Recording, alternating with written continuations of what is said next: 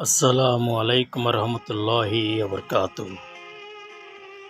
হজরত ফাতেমা রাদিয়াল্লাহু তাআলা আনহা এর জন্ম ও পরিচয়।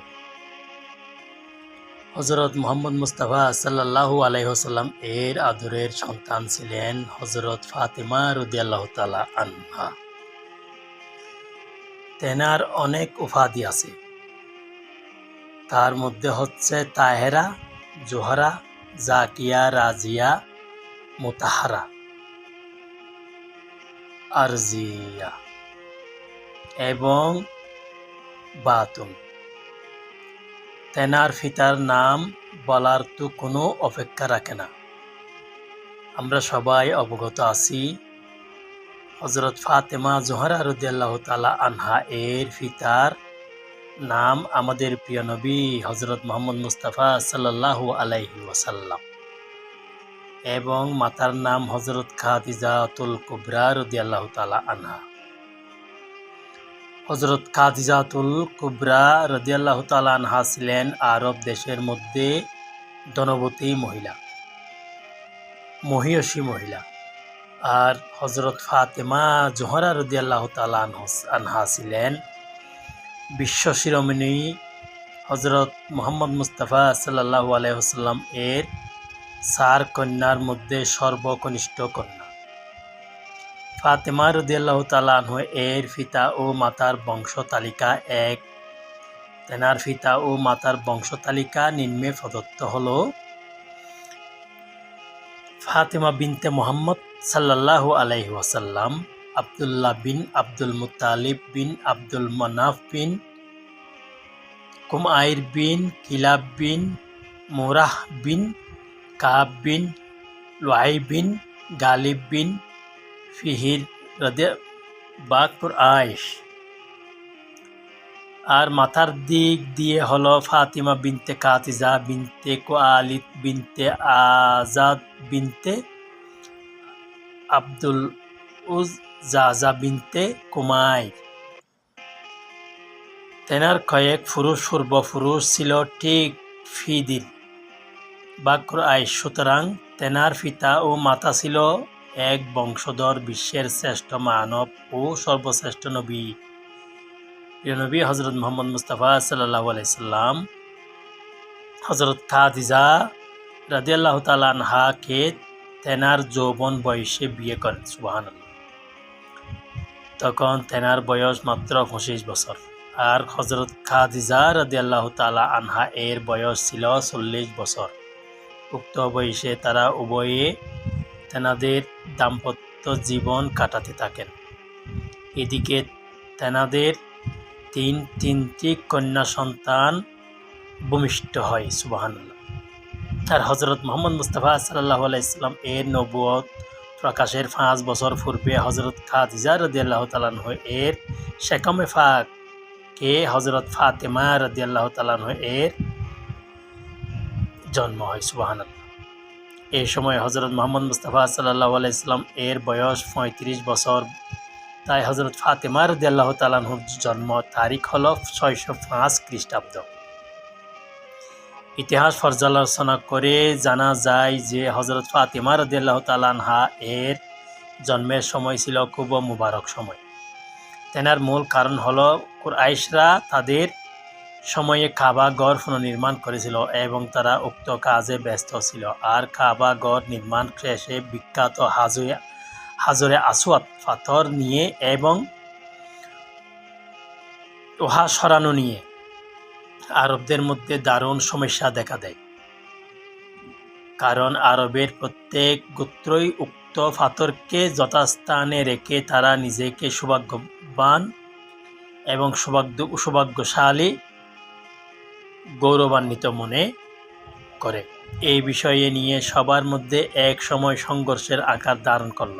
এ অবস্থা দেখে তাদের মধ্যে একজন বয়োবৃদ্ধ ব্যক্তি বললেন, তোমাদের মধ্যে যুদ্ধের প্রয়োজন নেই, কারণ সামান্য কারণে যুদ্ধ করা ঠিক হবে না।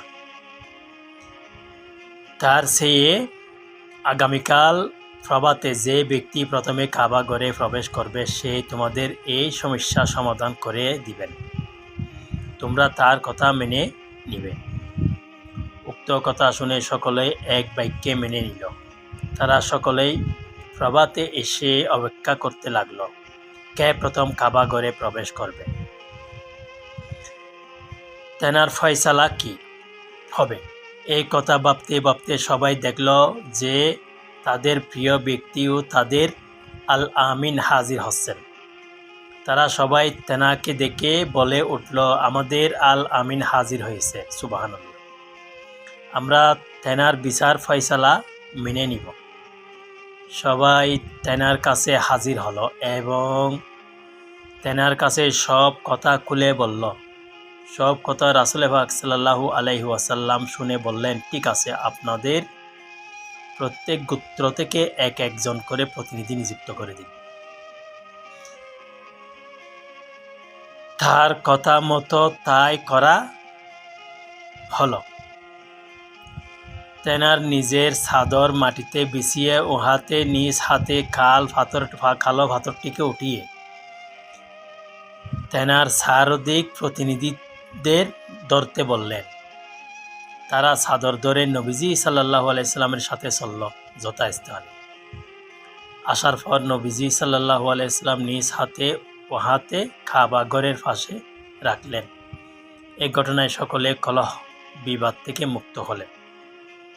আরবের সমস্ত গোত্র মহানবী সাল্লাল্লাহু আলাইহি ওয়াসাল্লাম এর বুদ্ধিমত্তা দেখে মুগ্ধ হলেন। এই মনোমুগ্ধকর ফয়সালার পর রাসূল পাক সাল্লাল্লাহু আলাইহি ওয়াসাল্লাম ওই দিন বাড়ি ফিরেই শুনলেন তেনার এক কন্যা সন্তান জন্মে নিয়েছে, সুবহানাল্লাহ। তিনি তেনার নাম রাখলেন ফাতেমা। আরবি ভাষায় ব্যবহৃত প্রথম থেকে উক্ত ফাতেমা শব্দের উৎপত্তি, সুবহানাল্লাহ। আর বাংলায় অর্থ হলো রক্ষা করা। পরবর্তীতে সময়ে রাসূল পাক সাল্লাল্লাহু আলাইহি ওয়াসাল্লাম এর ইন্তেকালের পর তেনার বংশের এই ফাতেমা রাদিয়াল্লাহু তাআলা আনহা বংশ রক্ষা করেছিল, যা অব্যাহত আছে। আরববাসীরা কাবা ঘর সংস্কার কালে হযরত ফাতেমা রাদিয়াল্লাহু তাআলা আনহা এর জন্ম হওয়ার তারা ওই সময়কে নিজেদের জন্য অত্যন্ত পবিত্র ও সম্মানিত বলে মনে করত। হযরত ফাতেমা রাদিয়াল্লাহু তাআলা আনহা এর চেহারা অত্যন্ত সুন্দর ছিল। তিনি অত্যন্ত রূপবতী ছিলেন এবং রূপবতী হিসেবে আরবে বেশ পরিচিত লাভ করেন। সেই কারণে তেনার নামের সাথে জোহরা, যার বাংলায় হলো কুসুমকলি, সংযুক্ত করা হয়, সুবহানাল্লাহ। তেনার মতো গুণবতী ও রূপবতী মহিলা আরবে বিরল ছিল। আরও অনেক গুণবাচক নাম আছে যা তেনার জীবনে অত্যন্ত কার্যকরী ও সার্থকতা লাভ করছে। যেমন রাজিয়া, মার্জিয়া নামে তিনি পরিচিত ছিলেন, সুবহানাল্লাহ। তেনার কারণ হিসেবে আমরা বলবো যে তিনি মহান সৃষ্টিকর্তা আল্লাহ রাব্বুল আলামিনের উপর ভীষণ আস্থাশীল ছিলেন। তেনার নিজের ষোড়শীপুরে তিনি নিজে পূর্ণাঙ্গ আয়ত্তে রাখার কারণে তাহাকে জাকিয়া, যার বাংলা অর্থ সংযমী, ডাকা হতো। তেনার বর্ণানীতে গুণাবলী ছিল তিনি যাবতীয় ভোগ বিলাসিতা বর্জন করে চলতেন। সেই জন্যই তেনার অন্য উপাধি ছিল বাতুল অর্থাৎ বর্জনকারী। তিনি নিজে আল্লাহর সব সময় ইবাদত করতেন।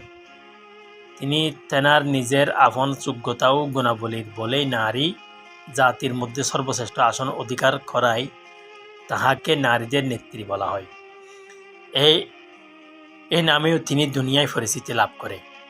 আর আখিরাতেও তিনি মহিলাদের মধ্যে সর্বপ্রথম বেহেশতে প্রবেশ করবেন, সুবহানাল্লাহ। এই বেহেশতের মহিলাদের একমাত্র নেত্রী হবেন, সুবহানাল্লাহ। দুনিয়ায় আমাদের দেশের নেত্রীরা যেরূপ তিনি কিন্তু সেরূপ নন, কারণ তাহার ইবাদত, যোগ্যতা ও গুণাবলী বিভিন্ন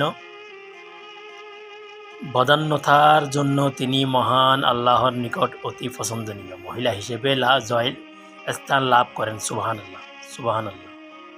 ওকে, ভালো থাকবেন। আসসালামু আলাইকুম রহমতুল্লাহি ওয়া বারাকাতুহু।